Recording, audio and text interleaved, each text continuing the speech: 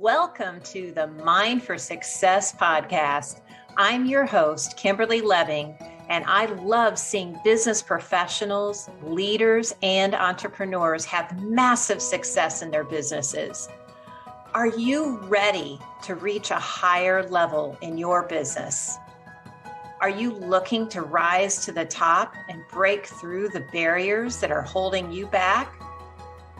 If this is you, join us on the Mind for Success podcast. Welcome to the Mind for Success podcast. I am super excited to introduce our guest today, Roy Osing.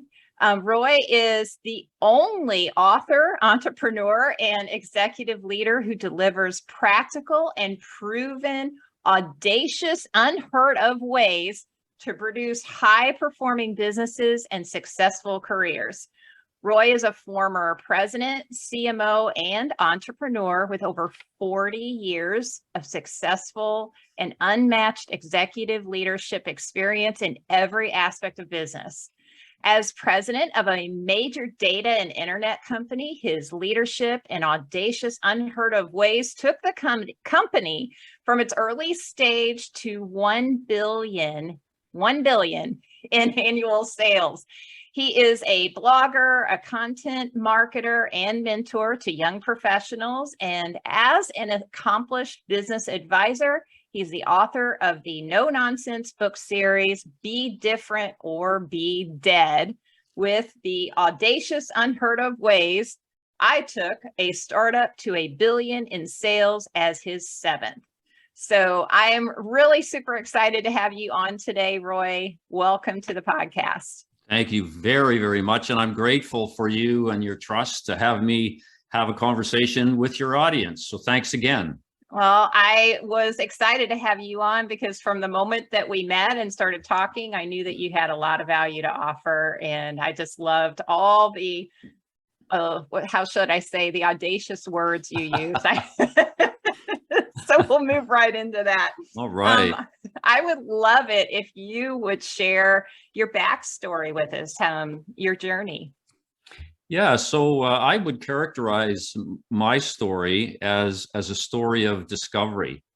And when I say that, I'm talking about the fact that I've actually spent most of my life trying to discover how to move beyond the way that things are normally done. Because my experience has been that we need to do that. There's a lot of good reasons why tradition is the way it is, but there's a lot of good reasons why we need to move beyond that because the world has changed. And so I've spent literally my entire career looking for opportunities to stand out, be different, be contrarian, step out, find new ways, introduce discontinuities to actually disrupt what we do, so that we could be open to new ways that make more sense. And so, yeah, I've kind of casted away a lot of traditional things, and fortunately, they've worked because I've had to replace them with new, simple things that seem to work for people. And yeah, I get goosebumps even thinking about, again, the fact that we were able to build a business to $1 billion in sales. We didn't start out knowing what that number was, but we started out knowing that the opportunity was huge, and we wanted to try some different things that, in this case, happened to resonate with people, light their fires, and achieve the results that we wanted. So it's been a ride. It's been a ride. I love it. I love it. And I'd love for you to talk about direction. You mentioned when we talked before about heading west together. Can you speak on that a little bit?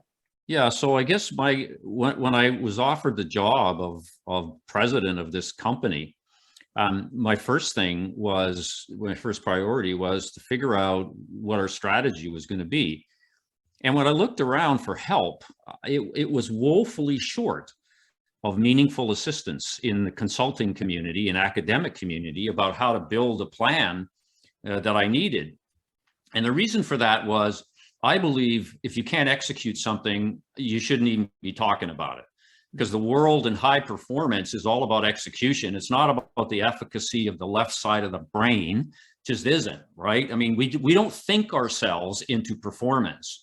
we act ourselves into performance. And so I looked around and I couldn't find anybody to help me. So I actually had to create my own planning process and built to execute. In fact, I've written an ebook on this called Execute First, Plan Second, which is kind of an interesting spin. And so I had to go out and actually create a process that would be, from the point of view of planning principles, it would work, but it had the emphasis on execution. And where I landed was, we need to get the plan just about right. You know, it's exactly the opposite to the way things are done these days. We spend 80% of the time on the plan and 20% on execution, and it's exactly the wrong way.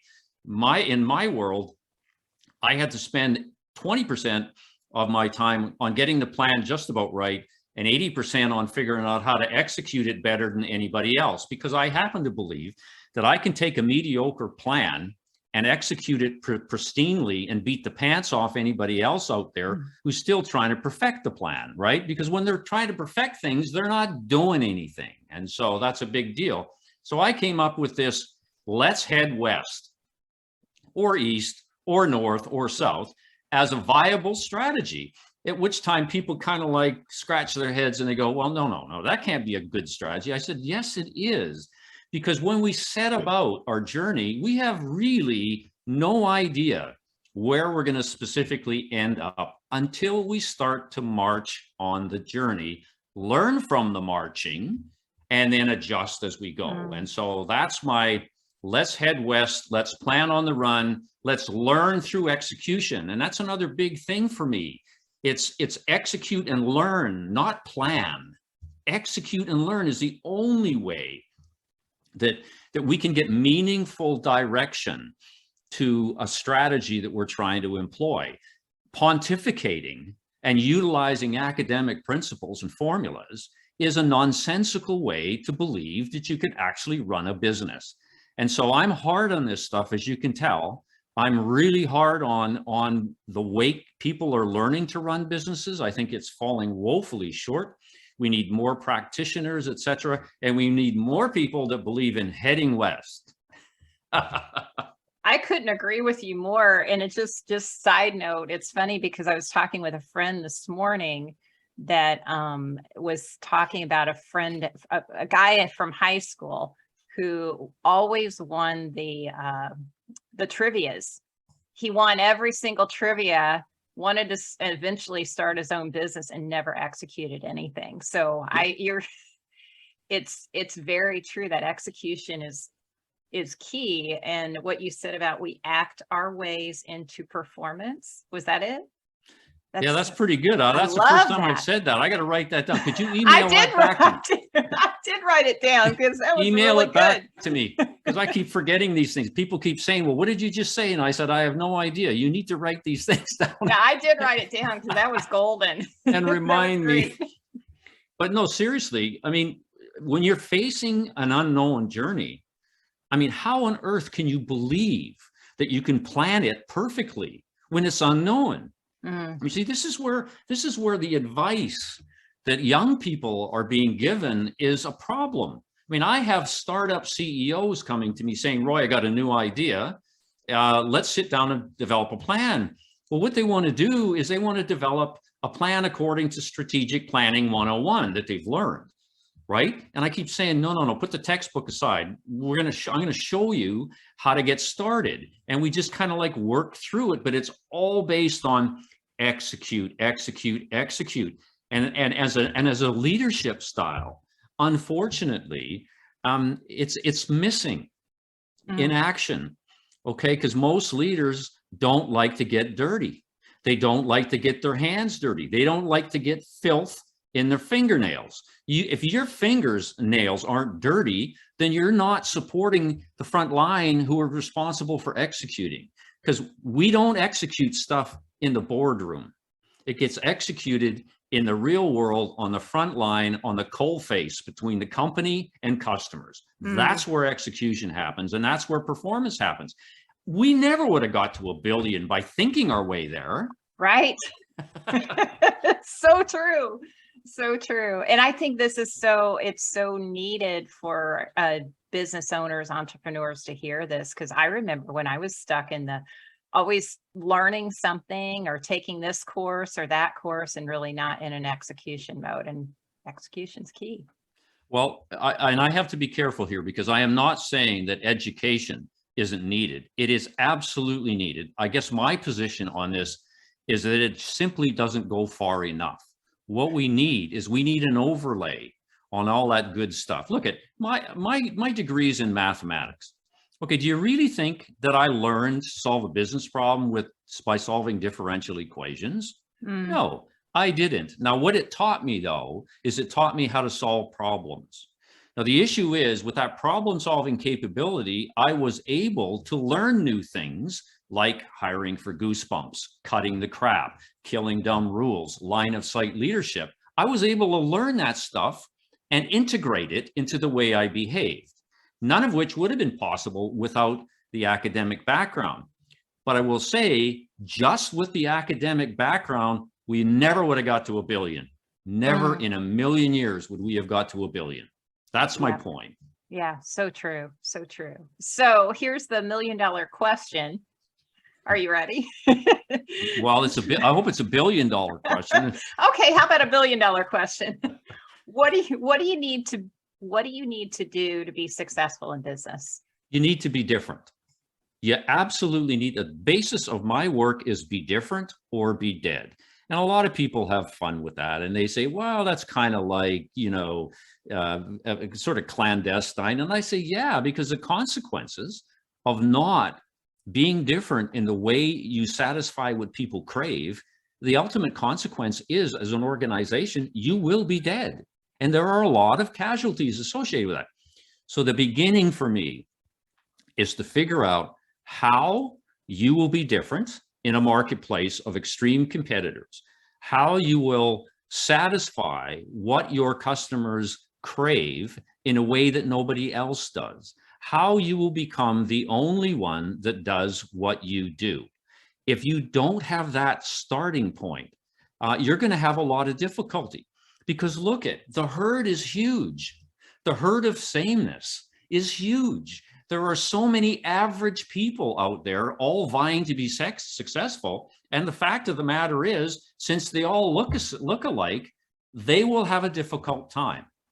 And so for anybody in business now or is looking to start a new business with a new idea, the starting point is, how are you unique in a world of intense competition and customers that yield and wield unbelievable power? That's the starting point. Now, the good news is the strategic game planning process that I set up allows you to actually get into this in like 48 hours. This is not a KPMG pedantic $1 million consulting contract.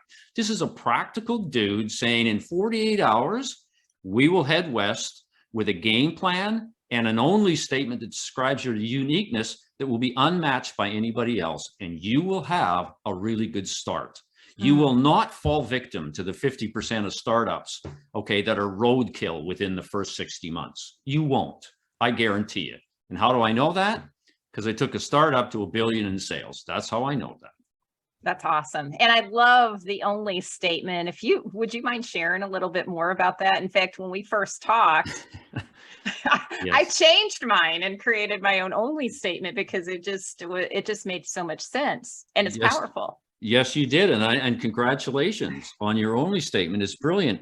Look at the genesis of this whole process, and I cover it, and we do this when we do the strategic game planning work. The genesis is that businesses today don't do a very good job of declaring their competitive advantage.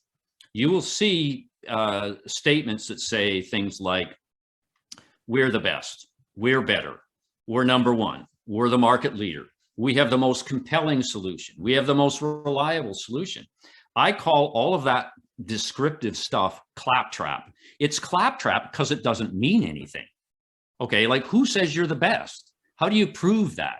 Okay, so you get into this sort of aspirational, intent-driven statements, which unfortunately don't answer the question, why should I do business with you and nobody else? Because at the end of the day, that's what a competitive claim should answer.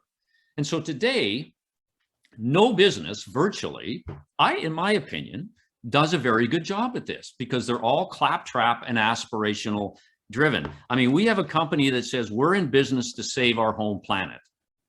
Okay, help me understand how that allows me to make a decision among competitors. Okay, I could be altruistic and go with the one that's going to save the planet, but is that really believable?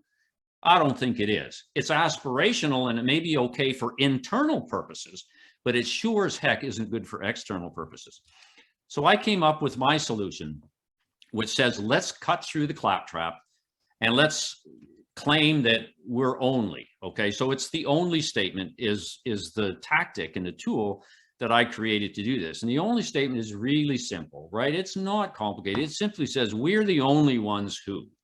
It's not we're better, we're best. We are the only ones who do what we do in the way we do it. We are the only. So it's black or white. It's a binary statement. You can observe my behavior and you conclude whether I'm right or whether I'm being untruthful. And so it's really clear. It's based on granularity. I talk about it this way. It gives detail to the promise. Okay, a competitive claim should be a promise. And so that's where we're here to save the whole planet breaks down, because if that's a promise, you're lying through your teeth, okay? It just doesn't work. It doesn't work. So it gives credence to the promise, the only statement. It's provided in the details. And so getting mind-blowing results in as little as 4 hours, which is part of your only statement, is awesome. You can visualize it, you can see it, and I can hold you accountable. I can't hold you accountable if you said that you're the best. That's just not possible, right? Right. Yeah. And so the only statement is a way to cut through the clutter. And I have my only statement, which you've read out. I've helped clients develop their only statements. And the interesting thing is, when it starts, they will often say to me, Roy, I don't know what makes me special, because the only statement is about your specialness in terms of the way you satisfy your customers' cravings, right? And the more we work with it, we discover it. And so quite often I can see it, they can't, because they're too close to it, but I just draw it out of their heads and their hearts. And we start out with a draft, and we start to use that draft. We start to model our behavior after that only statement draft and revise it on the run, which is kind of like heading west. And eventually the precision gets better and people will look at you and go, huh, wow, what's she doing? I should try and copy that. Now that's where I don't mind copying. If somebody's copying me, that's good. But yes, I guarantee you it's not good to be copying somebody else. And so I really hope people will try to develop their only statement. This is the way we can make a difference here, because we have such a long way to go. And this is one of the examples, quite frankly, that I think textbook thinking has done everybody a disservice, because you will not find something as clear and as specific as the only statement in any textbook except mine. I'm the only author that writes about the only statement, right? And the value it creates, I've seen it. It's amazing and it's liberating for people. So I hope everybody gives it a try. I hope so too, because I found it just to be so valuable. And it's a showstopper. I mean, I'm even imagining you standing up in a networking meeting and say what your only statement is, and people stop and listen. Well, in a way, that's kind of like one of the attributes of the only statement is, like, it's not a narrative. Like, it's like 4 lines at the most. And it's an elevator speech. When somebody says, hey, what business are you in? Boom, you hit them with the only. And they say, wow, I never heard that before. And that starts a conversation. And that's the point. Let's have a conversation. Well, what do you mean by mindset expert? And all of a sudden, because of your only statement, you've earned the right to have that conversation, and you unpack it. Now, that's another element here that we could probably do another 30-minute show on. It's really important to unpack your only. Unpacking it, I mean, provide clarity and granularity around the words in your only, because that's where it comes to life, right? That's where you unpack it. It comes to life that way. And so you keep it brief, you have to unpack it, you have the conversation, And when you do that, you actually get loyalty. You actually make a sale without ever trying to make a sale because it's so believable and so honest. Right. Right. I love it. I love it. So you've got a couple of books out. I'd love for you to tell everybody about your books that you have. You have one coming out, right? Well, I've got one that's that's out. It's been out for about 60 days now. Okay. Okay. And it's okay. I mean, it seems like it's just been out. It's been May the 31st is my 7th book of the Be Different or Be Dead series. And as you mentioned earlier, it's called Be Different or Be Dead, the Audacious Unheard-of Ways I Took a Startup to $1 billion. And basically, I wrote my first book in 2009 called Be Different or Be Dead, Your Business Survival Guide, which went through 2 editions. It's still available, but that's where I started the work. Okay, I started talking about Be Different or Be Dead. This version, and it was a hardcover book, I then wrote 5 ebooks on various aspects of it, and you can get all this on my website. And then the latest book, which is really an updated version of it with a lot more stuff, because I keep learning about my stuff every time we have a conversation. Like I'm packing the stuff in my head just talking to you about it, right? And I'm writing stuff down, which eventually will find its way into more work. So this is my latest, and I'm using opportunities like this to promulgate the message, hopefully convince people that it's a journey that that they want to take. Interestingly, I mean, people will say to me, well, you started this in 2009. What's with that? Like normally content, 21 years or whatever, 18, 19 years old is rather unique. And I would say to them, yeah, but it's a blessing, quite frankly, for me, because what it means is that the ideas and the message is more relevant today than it was in 2009 when I first started this in terms of writing. I mean, I've been doing this for decades, but the writing piece is since 2009. And it is, I mean, somebody told me once, because I said to them, I said, how do I know this content is going to land on people? They said, well, it's because you've been doing it for so long and it's still here, Roy. You don't have a shelf life on this, particularly in a world that's getting so complicated. And I thought, oh, that makes sense to me now. I felt better. And so have a look at the book out, you guys out there, and knock it about. Contact me. Let's have a conversation, and hopefully you'll start the Be Different or Be Dead audacious journey with Roy sooner rather than later. Oh, I love it. I love it. So tell us again what your website is so that they know where to go, and we'll have it in the show notes as well. Yeah. So it's bedifferentorbedead.com. Come and join me. Come and visit. I'm trying to give as much resources in there. Like I've been blogging since 2009, every Monday. So there's a wealth of material in there. So you can go to the blog and you can search on terms like goosebumps or crap or all that kind of stuff that I write about and that I've done. And you can go in there. You can also, there's a page on my book, so you can get access and read, portions of the 7 books. Plus I've got a Gmail account. It's roy.osing@gmail.com. And I'm happy to have people reach out to me on an individual basis, as we did, talking about your only statement and other things. It's like a way for me to connect and win over some people to get them going on the journey of breakaway discovery, which is Be Different or Be Dead, as opposed to continuing with the inertia of traditional ways of the past. We need to create discontinuities. So hopefully resources through my website will help achieve that. Absolutely. Absolutely. I love it. So any last thoughts for our listeners? This is going to be a stuck record, but if you're not different, you're dead, or soon will be, is absolutely the truth.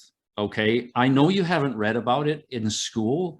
I know there's not many textbooks that talk about it other than my writings, but trust me when I say the quest to be different, the quest to stand out in a way that's compelling and meaningful to the people you care about is more important today than ever before. And if we can get people just moving that way, I'm satisfied that the economy will get better. People will be happier. Customers will be happier. Competition will be at least meaningful without the aspirations, and people will get more and rewarding careers.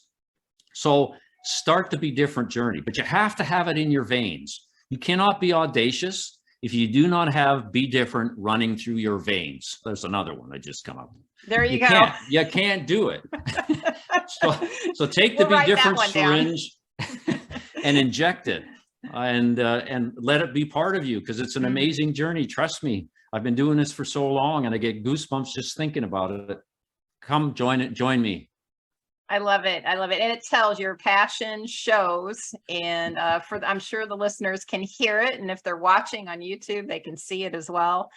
So thank you, Roy, for being on today, because you gave us so much value. I know everybody's going to love this episode. And to our listeners, please go to bedifferentorbedead.com and check out Roy's site, his books, download some things and check him out, because lots of value and wisdom in what he shared today. So thanks again, Roy. Thanks very much. Are you ready to break through the barriers that are holding you back and reach a higher level in your business in just 4 hours? Be sure to click the link today and join other high-achieving professionals that have worked with Kimberly Lebbing to accelerate their success.